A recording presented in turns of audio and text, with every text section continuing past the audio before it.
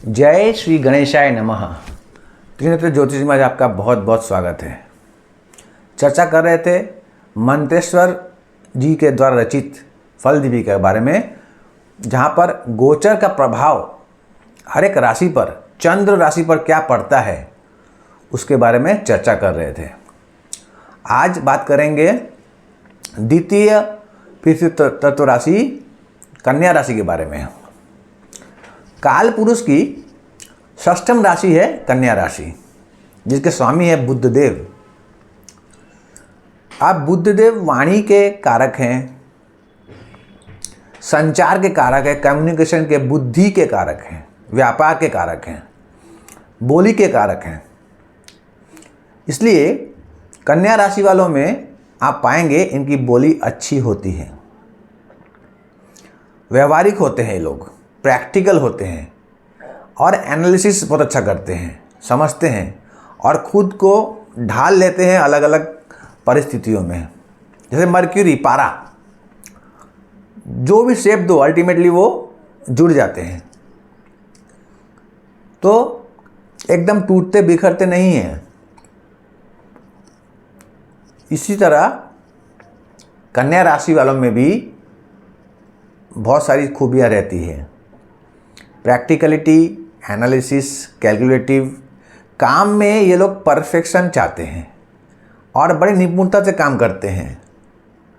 इन्हें बारीकियों पर काम करना अच्छा लगता है। कोई भी नौकरी हो या वकालत हो, कुछ भी हो जहाँ पर बारीकियों की ज़रूरत हो, वहाँ पर कन्या राशि अच्छा काम करते हैं। नौकरी पेशा के लिए कन्या राशि का होना एक अच्छा लक्षण है, परंतु इनमें भी कुछ कुछ नकारात्मकता होती ही है, ये सब में होते हैं। कभी कभी ये बहुत ज़्यादा सोचने लगते हैं, इतना सोचते हैं ना कि कार्य करने में देर हो जाती है। तो अगर थोड़ा कम सोचे, हर एक बात में ओवर थिंकिंग ना लाए, तो ये बहुत आगे बढ़ सकते हैं। और दूसरों का क्रिटिसाइज करना, उनमें गलतियां ढूंढना, ये कुछ चंद बातें हैं जिसको कन्या राशि वालों को सुधार लेना चाहिए।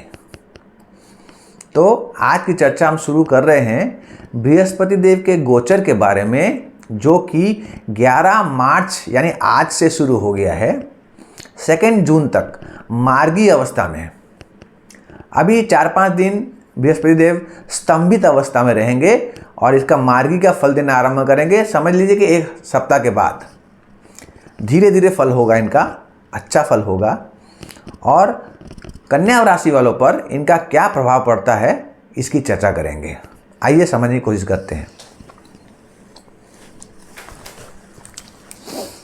जैसे कि मैंने पहले भी कहा था कि गोचर में शनिदेव, बृहस्पति देव, राहु देव और केतु देव प्रधान हैं, क्योंकि ये लंबे समय तक किसी एक राशि में रहते हैं।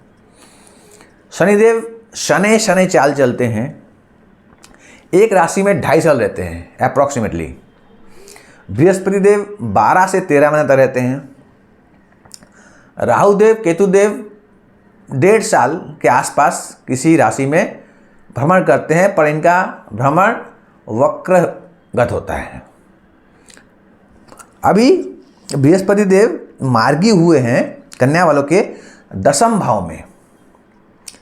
तो 10वें भाव में बृहस्पति का गोचर कुछ इस तरह का होगा कि आपको कार्य में ज़्यादा जिम्मेदारी मिल सकती है। हो सकता है नया पद मिले, परंतु परिणाम धीरे धीरे प्राप्त होगा, एकदम तुरंत परिणाम प्राप्त नहीं होगा, क्योंकि ये खुद बैठे हुए हैं मिथुन राशि पर।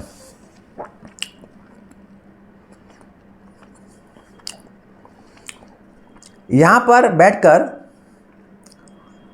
काउंसलिंग का काम अच्छा होगा, एजुकेशन का, शिक्षागत काम अच्छा होगा, ज्योतिषियों का काम अच्छा होगा, जो लोग प्रैक्टिस कर रहे हैं, क्योंकि बृहस्पति देव ज्ञान देते हैं, ज्ञान के देवता हैं।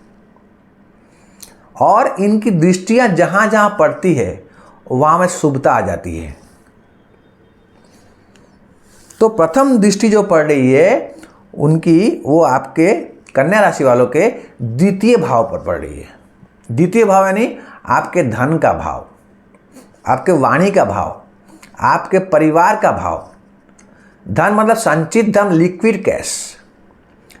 तो वहाँ पर राहुदेव की नवम दृष्टि भी है, तो अगर कुछ परिवार में कुछ अनबन चल रहा होगा तो बृहस्पति देव उसको ठीक कर देंगे।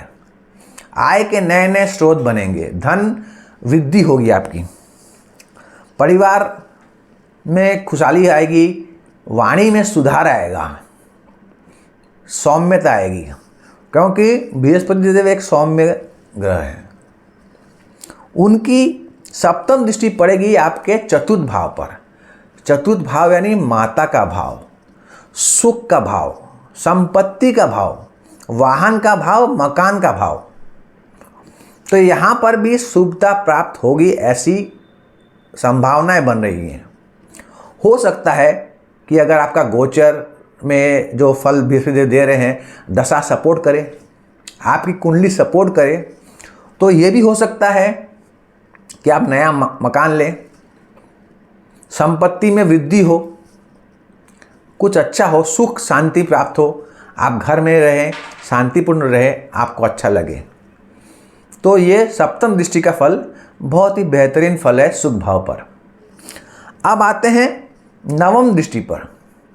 नवम दृष्टि यानी आपके षष्ठम भाव पर, जहाँ पर राहुदेव विद्यमान है। तो राहुदेव यहाँ बैठ के ऑलरेडी शत्रुघ्न का काम कर रहे हैं, शत्रु का दमन कर रहे हैं। अब बृहस्पति का साथ मिल गया तो क्या होगा? ज्ञान से, बुद्धि से, तर्क से, विवेक से शत्रु का भरा देंगे। नौकरी में आपकी तरक्की संभावित है। अगर कोई रोग चल रहा है जिसका निदान नहीं हो पा रहा है, क्योंकि राहुदेव है जहाँ मिस्ट्री है, तो आप पकड़ नहीं पा रहे कि क्या बीमारी है, क्या रोग है, तो उसका भी पकड़ आ जाएगा। आप समझ पाएंगे कि क्या समस्या है और उसका निवारण भी हो जाएगा। तो अगर संपूर्णतः हम देखते हैं तो बृहस्पति देव का गोचर